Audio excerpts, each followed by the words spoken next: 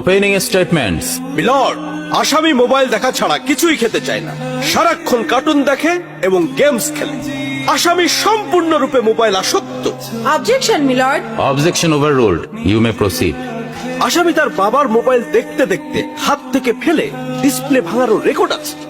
মহামান্য আদালতের কাছে আসামির সর্বোচ্চ শাস্তি আজীবন মোবাইল নিষিদ্ধ করা জোর দাবি জানাচ্ছি।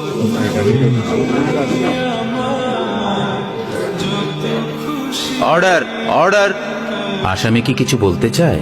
হ্যাঁ, আমি ভুল করেছি। আমি অপরাধী।